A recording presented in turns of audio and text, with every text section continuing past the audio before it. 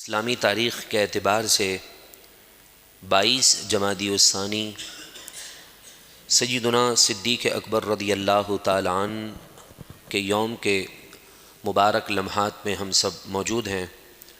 اللہ تبارک و تعالی ہم سب کو سیدنا صدیق اکبر رضی اللہ تعالیٰ عنہ کی خاص نظر کرم نصیب فرمائیں اور ان کے طریقے کے مطابق رب العالمین ہمیں بھی دین متین کی خدمت کرنے اور حضور سے والہانہ عشق و محبت کا سبق پڑھنے اور ہمیں ان کے بتائے ہوئے اصولوں کے مطابق زندگی گزارنے کی توفیق عطا فرمائیں۔ میرے پیاروں محترم بھائیوں، اگر کسی تنظیم یا کسی تحریک یا کسی بھی کمپنی کی ابتدا ہوتی ہے تو بنانے والے مالکان اور تنظیم اور تحریک کے بنانے والے بانیان کو اس بات کا علم نہیں ہوتا کہ ہماری تحریک، ہماری تنظیم، ہماری کمپنی کتنی آگے جائے گی،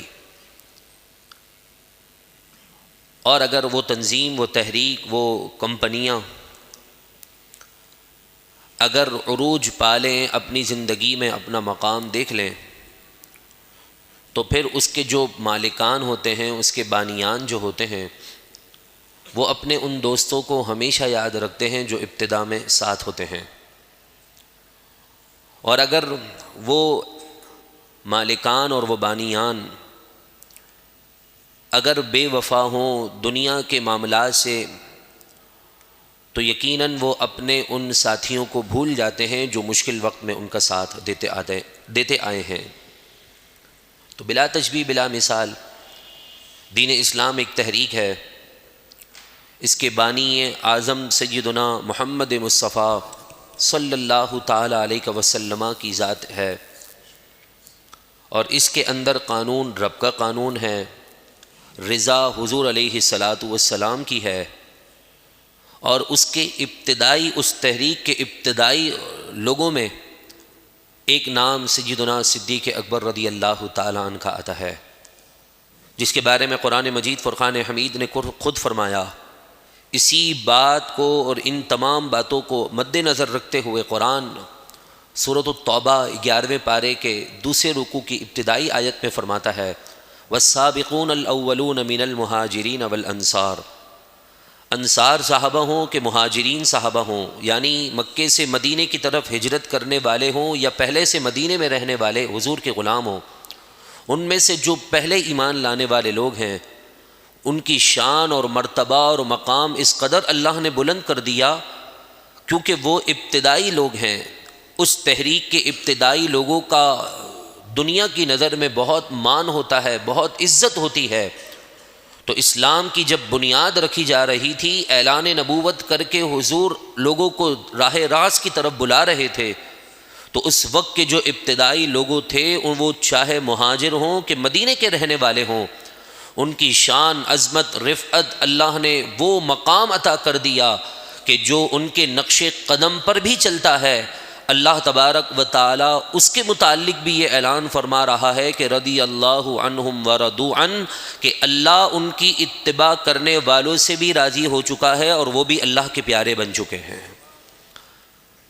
قرآن مجید فرقان حمید ہماری سوچ کے مطابق کلام کرتا ہے۔ ایسے ہی قرآن مجید فرقان حمید نے ایک موقع پر اور بھی اسی مفہوم اور اسی بات کو مد نظر رکھتے ہوئے ارشاد فرمایا کہ جب رسول اللہ صلی اللہ تعالی علیہ وسلم نے مکی زندگی میں حضرت بلال پر ظلم و ستم کو دیکھا کہ ان کا مالک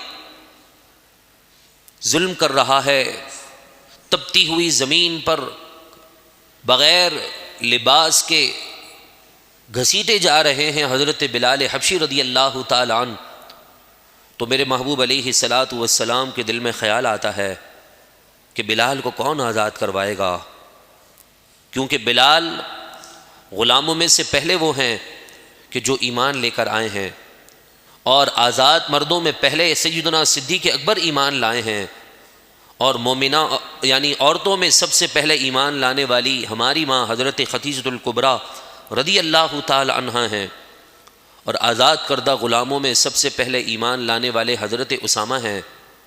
تو بلال کو آزاد کون کرے گا؟ اس کا مالک تو منہ مانگی رقم مانگ رہا ہے۔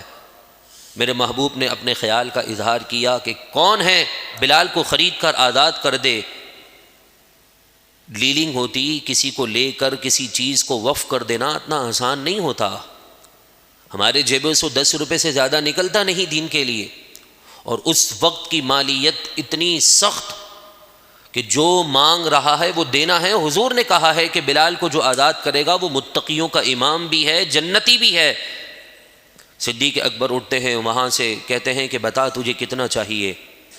منہ مانگی رقم دے دی، جتنا مانگا اتنا دیا، پھرتا رہا، آپ دیتے رہے، وہ اپنی بات سے بدلتا رہا، ڈیمانڈ پر ڈیمانڈ کرتا رہا۔ وہ بھی اسی خیال میں تھا کہ لگتا ہے کہ بلال کے آباء و اجداد میں سے کسی نے ابو بکر کے خاندان والوں پر احسان کیا ہے، اس احسان کا بدلہ اتار رہا ہے ابو بکر۔ مانگے جا رہا ہے، صدیق اکبر دیے جا رہے ہیں، وہ مانگے جا رہا ہے، صدیق اکبر دیے جا رہے ہیں۔ لوگوں کے اندر یہ بات مشہور ہو گئی کہ کہنے لگے کہ ابو بکر تو اتنا بہترین بزنس مین تھا، اتنا بہترین تاجر ہے، یہاں پر آ کر اس نے غلطی کیسے کر دی کہ ایک حبشہ سے تعلق رکھنے والا نہ خوبصورت غلام ہے، ہونٹ بھی بڑے بڑے ہیں، رنگ بھی سیاہ ہے، خرید کر کون سا اس نے بزنس کرنا ہے، کون سی تجارت ہے؟ ہمارے ذہنوں کے مطابق بھی یہ تجارت اور یہ بزنس بہت لاس کی ہے، اس کے اندر خسارہ ہی خسارہ ہے۔ لیکن صدیق اکبر جانتے تھے کہ نگاہ مصطفیٰ اگر ایک مل جائے، ساری زندگی داؤ پہ لگ جائے، تب بھی کوئی فرق نہیں پڑ سکتا ہے۔ اس سے بڑی قیمت اللہ نے حضور کے صدقے سے نگاہ مصطفیٰ کی عطا فرمانی ہے۔ تو صدیق اکبر رضی اللہ تعالیٰ عنہ وہاں سے اٹھتے ہیں اور جاتے ہیں بلال کے آقا کے پاس۔ وہ مانگے جا رہا ہے، دیے جا رہے ہیں، بالآخر طے پایا کہ اتنا دے دینا تو بلال کو دے دوں گا۔ یہاں ابھی حضور نے اعلان کیا تھا، چند منٹوں کے بعد صدیق اکبر رضی اللہ تعالی عنہ جو ہے حضور کی اس خواہش کو پورا کرتے ہیں۔ یہاں خواہش پوری ہوتی ہے، قرآن مجید فرقان حمید کی آیتوں کا نزول ہوتا ہے۔ سورۃ اللیل کی آخری آیتیں ہیں جس میں فرمایا کہ جس نے اللہ کی رضا حاصل کرنے کے لیے ایک غلام کو آزاد کر دیا، رب العالمین کی مرضی اور اس کے حبیب کی خوشنودی حاصل کرنے کے لیے، وہ صرف متقی نہیں بلکہ حضور کے صحابہ سارے کے سارے متقی ہیں، پرہیزگار ہیں، لیکن اتقا ان کا امام اگر ان کے درمیان ہے تو وہ صدیق اکبر رضی اللہ تعالیٰ عنہ ہیں۔ سارے صحابہ متقی ہیں لیکن صدیق اکبر کو اتقا کہا کہ بہترین متقیوں کا امام اور پیشوا اور لیڈر۔ اور پھر آگے فرمایا وَلَسَوْفَ يَرْضَىٰ، ان قریب اللہ ابو بکر کو اتنا دے گا، اتنا دے گا، منہ مانگی رقم دینا، اللہ ان قریب ابو بکر کو اتنا دے گا کہ ابو بکر اپنے رب سے راضی ہو جائے گا۔ ایک تو ہے کہ ہم رضا چاہ رہے ہیں، باپ ہے، اس کی 2-3 اولادیں ہیں، ہر بچہ کہتا ہے میرے والد ہیں، میرے والد ہیں، لیکن فخر اس بچے کے لیے ہے کہ جس کے بارے میں باپ یہ کہے کہ یہ میری اولاد ہے، کیونکہ اس نے باپ کا سینہ چوڑا کیا ہے، باپ کے کندھے سے بوجھ اتار دیا ہے۔ اس بچے کے لیے سعادت ہے، اس بچے کے لیے فخر ہے، اس طالب علم کے لیے فخر ہے جس کا استاد یہ کہے کہ یہ میرا شاگرد ہے، اس کو میں نے پڑھایا ہے، آج اللہ نے اتنی بڑی شان دی ہے، میں نے پڑھایا ہے۔ شاگرد تو بہت سارے ہوتے ہیں استادوں کے، ہر طالب علم یہ کہتا ہے میرے استاد ہیں، میرے استاد ہیں، کوئی بھی ایک بات سمجھ لیتے ہیں، سن لیتے ہیں، کہتے ہیں جی ہمارے استادوں میں ہیں، لیکن فخر اس طالب علم کے لیے ہے کہ جس کے بارے میں خود استاد کہہ دے کہ ہاں یہ میرا شاگرد ہے۔ اندازہ لگائیے پوری کائنات کو رب نے بنایا ہے، سب رب کے بندے ہیں، بندے کہہ رہے ہیں تو ہمارا رب ہے، ربنا تو ہمارا رب ہے، ربنا تو ہمارا رب ہے، لیکن فخر اس بندے کے لیے ہے کہ جس کے بارے میں خود رب العزت فرما دے کہ ہاں یہی میرا بندہ ہے، میں نے اسے اپنی عبدیت میں اپنے بندوں میں شمار کر لیا ہے۔ وہ سیدنا صدیق اکبر رضی اللہ تعالیٰ عنہ کی ہستی ہے کہ اسی کے بعد والی سورۃ الضحیٰ میں ملتا جلتا مفہوم یہی ہے کہ وَوَجَدَكَ ضَالًّا فَهَدَىٰ وَوَجَدَكَ عَائِلًا فَأَغْنَىٰ۔ اس کی ابتدائی آیتوں میں فرمایا کہ وَلَسَوْفَ يُعْطِيكَ رَبُّكَ فَتَرْضَىٰ، پیارے ہم آپ کو اتنا دیں گے کہ آپ راضی ہو جائیں گے۔ اگر اس رضا کی دوسری جھلک کہیں نظر آ رہی ہے تو پھر وہ کیسی ہے کہ فرمایا وہ حضور کے سچے غلام جانثار ساتھی، چاہے وہ مزار کے ساتھی ہوں یا غار کے ساتھی ہوں، ان کے متعلق قرآن نے فرمایا کہ ابو بکر کو رب اتنا عطا فرمائے گا کہ مصطفیٰ تو راضی ہوں گے ہی ہوں گے، مصطفیٰ کا رب بھی ابو بکر سے راضی ہو جائے گا۔ اتنی بڑی شان اللہ نے صدیق اکبر کو عطا فرمائی ہے۔ اور پھر استاد اور شاگرد ہو، باپ اور بچہ ہو، شاگرد چاچا اور بھتیجا ہو، شکل و صورت میں اس کا عکس بن جائے، باپ کی شکل کا عکس بچے میں آ جائے کہ بچے کو دیکھ کر لوگ کہیں کہ اس کی والد کی یاد آ رہی ہے، بالکل ڈٹو کاپی ہے اپنے باپ کا، اس بچے کے لیے بھی فخر کی بات ہوتی ہے۔ ایسی حضور کی جان نثاری کی، ایسی حضور پر اپنی جان قربان کی، ایسی غلامی کو اختیار کیا کہ جب رسول اللہ صلی اللہ تعالی علیہ وسلم کو ہجرت کا حکم ہوا تو آپ نے مولا کائنات کو اپنے پاس بلایا، حضرت علی المرتضیٰ کو کہا کہ میرے اس بستر پر سو جاؤ۔ وہ بھی وفا کی اعلیٰ مثال ہے کہ بستر پر سونا، باہر دشمن کھڑے ہیں، چادر اوڑھ کر کوئی سو رہا ہو، اس بندے کی جگہ ہو جس سے دشمنی ہو تو وہ چادر ہٹا کر دیکھتے نہیں ہیں کہ کون ہے اندر، وہ تو وار کر ڈالیں گے، بعد میں دیکھیں گے کہ اندر کون نکلتا ہے۔ حضرت علی کرم اللہ تعالی وجہہ الکریم کی جان نثاری اور وفاداری پر بھی کسی کو کوئی کلام نہیں ہے۔ لوگوں کو وہ باتیں یاد رہیں کہ حضرت علی پر اتنا وفا کیا حضور نے، اتنا بھروسہ کیا کہ اپنی جگہ سلا دیا۔ ان خبیثوں، ان نادانوں کو یہ یاد نہ آیا کہ جس کو بستر پر سلا رہے ہیں اس کی وفاداری اتنی بلند ہے تو جس کو ہجرت کے سفر پر لے جا رہے ہیں اس کی غلامی کا عالم کیا ہوگا، اس کی وفاداری کتنی بلند ہوگی کہ بستر پر سونے والے کی وفا کے قصے ہو رہے ہیں۔ ہم بھی مانتے ہیں مولا کائنات کی تعریف کے بغیر ایمان مکمل نہیں۔ صدیق اکبر مولا کائنات کا چہرہ دیکھ رہے ہیں، ماں عائشہ پوچھتی ہیں آپ ان کا چہرہ کیوں دیکھتے ہیں؟ کہا میں نے اپنے نبی سے سنا تھا علی کا ذکر بھی عبادت ہے اور علی کو دیکھنا بھی عبادت ہے۔ صدیق اکبر خود فرما رہے ہیں، اور وہی مولا کائنات بستر پر سو رہے ہیں۔ پوچھا کہ آپ کبھی پوری زندگی میں کوئی سکون کی نیند سوئے؟ کہا کہ ہاں سویا ہوں، ایک رات سویا ہوں۔ کہا کون سی رات ہے؟ کہا جب میرے محبوب نے مجھے ہجرت کی رات اپنی جگہ پر سلایا تھا اور کہا تھا کہ امانت دے کر آ جانا، ہمارے پیچھے ملاقات ہوگی۔ کہا مجھے یقین تھا کہ اس رات موت نہیں آئے گی۔ یہ محبت ہے، یہ وفاداری ہے۔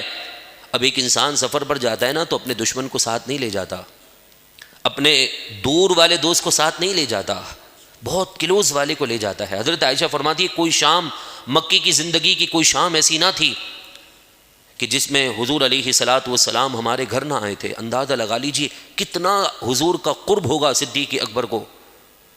لیکن آج لوگوں نے اتنی باتیں بنانا شروع کر دی۔ خیر ان کو چھوڑیے، ناپاک لوگوں کی بات کر کے اپنی پاک محفل کو ہم گندہ کیوں کریں؟ جسم کے اندر تو پسینہ بھی ہوتا ہے، جسم کے اندر تو پیشاب بھی ہوتے ہیں، ان کی مثال تو انہی جیسی ہے۔ خیر صدیق اکبر رضی اللہ تعالی عنہ کی وفاداری کا علم دیکھیے، 3 دن غار میں رہے۔ اب جب مدینے پہنچے تو وہاں بچیوں نے آپ کا استقبال کرنا شروع کیا۔ اس قدر حضور کے عکس کو اپنے اندر سما چکے تھے، اس قدر غلامی کا حق ادا کیا تھا کہ اس موقع پر تو قرآن نے بھی رسول کا صاحب، قرآن نے بھی رسول کا جو ہے ساتھی قرار دیا کہ غار میں اگر دوسرا کوئی ہے، ثانی اثنین اذ ہما فی الغار، ان میں سے دوسرا جو ابو بکر ہے نا، وہ ایسا حضور کا سچا یار اور ایسا غلام ہو چکا ہے کہ اللہ تبارک و تعالی نے حضور علیہ الصلاۃ والسلام کی محبت کی جھلکیاں انہیں ایسی عطا کی کہ جب مدینے پہنچے تو لوگ جو ہے اس کشمکش میں آ چکے تھے کہ غلام کون ہے اور آقا کون ہے۔ اس قدر حضرت صدیق اکبر رضی اللہ تعالی عنہ نے حضور کا عکس اپنے اندر قبول کر لیا تھا۔ لوگ پریشان تھے، حیران تھے کہ آخر کرنا کیا ہے۔ اندازہ لگا لیجیے میرے پیارے و محترم بھائیوں، سیدنا صدیق اکبر رضی اللہ تعالی عنہ کی عظمت اور شان کس قدر بلند ہے کہ سیدنا صدیق اکبر رضی اللہ تعالی عنہ جب مدینے پہنچے تو بچیاں پریشان تھیں کہ آقا کون، مالک کون اور غلام کون ہے، نبی کون، ابو بکر کون ہے۔ صدیق اکبر نے فوراً ہی اپنی چادر اٹھا کر کہا دیکھو دیکھو ہمارے آقا اور مولا محمد مصطفیٰ ہمارے درمیان جلوہ فرما ہو چکے ہیں۔ پھر بچیوں نے گانا شروع کر دیا، بجانا شروع کر دیا، طلع البدر علینا من ثنیۃ الوداع، آج تو ہم پر 14ویں کا چاند طلوع ہو چکا ہے، ہم پر ان کا احسان ماننا لازم ہے۔ اور پھر صدیق اکبر رضی اللہ تعالیٰ عنہ کو رب نے کیا شان دی، کیا مقام دیا، کیا رفعت دی کہ جاتے جاتے بھی کبھی آگے کبھی پیچھے، کبھی ادھر کبھی ادھر، کبھی رائٹ کبھی لیفٹ، کبھی سیدھے ہاتھ پر کبھی الٹے ہاتھ پر۔ اس منظر کو دیکھ کر بھی لوگ پریشان ہیں، حیران ہیں کہ اب کرنا کیا ہے۔ حضور علیہ الصلاۃ والسلام بھی حیران اور پریشان ہو کر کہہ رہے ہیں ابو بکر یہ کیا منظر ہے، یہ کیا منظر ہے، کبھی ادھر جاتے ہو کبھی ادھر جاتے ہو، کبھی آگے آتے ہو کبھی پیچھے آتے ہو۔ کہا یا رسول اللہ آپ کا اتنا خیال ہے، آپ کے لیے دل میں ایسی محبت ہے کہ جب آگے چلتا ہوں تو خیال آتا ہے کہ کہیں سیدھے ہاتھ کی طرف سے کوئی دشمن وار نہ کر دے، فوراً ادھر آ جاتا ہوں۔ جب ادھر چلتا ہوں تو خیال آتا ہے کہ ادھر سے کوئی وار نہ کر دے، اس طرف چلا جاتا ہوں۔ پیچھے چل رہا ہوتا ہوں اس لیے کہ کوئی پیچھے سے آپ پر دشمن حملہ نہ کر دے۔ جب میں پیچھے چل رہا ہوتا ہوں تو خیال آتا ہے کہ کوئی آگے سے نہ کر دے، تو میں اپنا سینہ چوڑا کر کے آگے آتا ہوں کہ اگر کوئی حضور کی طرف بڑھے گا تو سب سے پہلے ابو بکر کو ختم کرنا ہوگا۔ یہ حضور علیہ الصلاۃ والسلام پر جانثاری اور حضور علیہ الصلاۃ والسلام کی وفاداری کا اللہ نے آپ کو کیا صلہ دیا۔ کہتے ہیں کہ انسان جہاں دفن ہوتا ہے نا، وہیں سے اس کی خمیر کو جو ہے مٹی کے ذرات اور مٹی اٹھائی جاتی ہے۔ ہمارے بزرگوں نے لکھا ہے، اب اندازہ لگا لیجئے حضور کا خمیر جس مبارک جگہ سے لیا گیا تھا، وہی مبارک جگہ سے ابو بکر اور عمر کا خمیر بھی تیار کیا گیا ہے کہ قیامت تک جو ہے صدیق اکبر رضی اللہ تعالی عنہ اور فاروق اعظم حضور کے پڑوس میں موجود ہیں۔ کوئی بھی حضور کا عاشق دربار رسالت میں جائے، حضرت ابو بکر پر سلامی پیش نہ کرے، فاروق اعظم پر سلامی پیش نہ کرے، اس کی تاجدار ختم نبوت کے ہاں جو ہے حاضری قبول ہی نہیں ہوتی ہے۔ جو غیر ہوتے ہیں، بدقسمت کے لوگ ہوتے ہیں، وہ اندر جاتے ہی نہیں ہیں سنہری جالیوں کے پاس، کیونکہ وہ صدیق اکبر کے جو ہے دشمن ہیں۔ تو حضور بھی اپنے پاس وہ نہیں بلا پاتے، نہیں بلاتے۔ میرے امام نے بھی تو اسی بات کو اس طرح بیان کیا تھا کہ تجھ سے چھپاؤں منہ تو کروں کس کے سامنے، کیا اور بھی کسی سے توقع نظر کی ہے۔ یا رسول اللہ آپ کے دربار میں آ کر آپ سے منہ چھپائیں گے گناہوں کی وجہ سے تو کس سے نظر کی التجا کریں گے؟ آپ ہی تو ہیں جو ہم پر نظر کرم فرمانے والے ہیں۔ صدیق اکبر رضی اللہ تعالی عنہ ہوں، فاروق اعظم ہوں اور دیگر اصحاب ہوں، ان کے درمیان محبت کا ایک واقعہ سماعت کرتے ہیں کہ سیدنا علی المرتضیٰ کرم اللہ تعالی وجہہ الکریم بیمار ہو گئے، تو سیدنا صدیق اکبر، فاروق اعظم اور حضرت عثمان غنی رضی اللہ تعالیٰ عنہ مجمعین یہ خیال کرنے لگے کہ چلو نا علی سے مل کر آتے ہیں، وہ بیمار ہیں، ان کی عیادت کر لیتے ہیں، عیادت میں ثواب بھی ملے گا۔ وہ آپس میں باتیں کرتے ہوئے ان کے یہاں پہنچ جاتے ہیں۔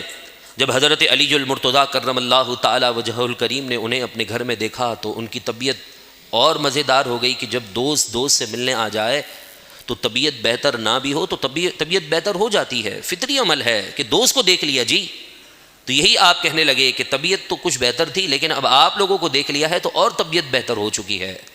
حضرت علی المرتضیٰ کرم اللہ تعالی وجہہ الکریم خیال کرنے لگے کہ ان کی مہمان نوازی کیسے کی جائے۔ جیسے ہی اندر گئے تو معلوم ہوا کہ گھر میں صرف تھوڑا سا شہد پڑا ہوا ہے، وہ بھی ایک فرد جتنا۔ کہا کہ کوئی بات نہیں، یہ بھی ایک تھال میں رکھ کر دے دیتے ہیں۔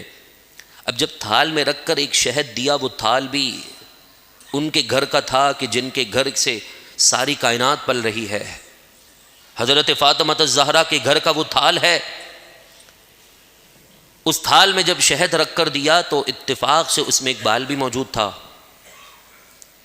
انہوں نے دیکھ لیا اصحاب نے، اے علی کچھ باتیں کرنا چاہتے ہیں آپ سے۔ کہا بالکل کیجئے، کیا باتیں ہیں؟ انداز دیکھیے محبت کا۔ فرمایا الدین انور من التستی، دین کا جو نور ہے اس تھال سے زیادہ نورانی ہے۔ وذکر اللہ تعالی احلی من العسل، اور اللہ تبارک و تعالی کا ذکر اس شہد سے زیادہ میٹھا ہے۔ والشریعۃ ادق من الشعر، اور شریعت بال سے زیادہ باریک ہے۔ فاروق اعظم رضی اللہ تعالی عنہ بھی کلام کرنے لگے اور فرمانے لگے کہ الجنت انور من التستی، جو جنت ہے نا وہ اس تھال سے زیادہ روشنی ہے، روشن ہے، نورانی ہے۔ وَنَعِيمُهَا أَحْلَى مِنَ الْعَسَلِ، اور جنت کی نعمتیں اس شہد سے زیادہ میٹھی ہیں۔ اور پھر فرمایا وَالصِّرَاطُ أَدَقُّ مِنَ الشَّعْرِ، پل صراط جو ہے اس بال سے زیادہ باریک۔ عثمان غنی رضی اللہ تعالی عنہ فرمانے لگے کہ اب اے علی القرآن انور من التستی، قرآن اس تھال سے زیادہ نورانی ہے۔ وَقِرَاءَتُهُ أَحْلَى مِنَ الْعَسَلِ، اور قرآن کی قراءت اور تلاوت اس شہد سے زیادہ میٹھی ہے۔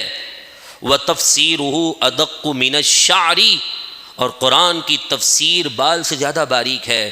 جب تینوں کا کلام سن لیا تو حضرت علی المرتضیٰ آیا کہ الضیف انور من الطستی، یہ جو آپ مہمان ہیں نا، یہ اس تھال سے زیادہ میرے لیے روشن اور منور ہے۔ کیسی مہمان نوازی کہ کہنے لگے میرے گھر کا تھال تو ہے، وہ تو ٹھیک ہے، لیکن آپ آئے تو میرے گھر میں اور روشنی ہو چکی ہے۔ وَكَلَامُهُ أَحْلَىٰ مِنَ الْعَسَلِ، اور آپ لوگوں کی باتیں تو اس شہد سے زیادہ میٹھی ہیں، اتنے پیارے لوگ ہیں آپ لوگ۔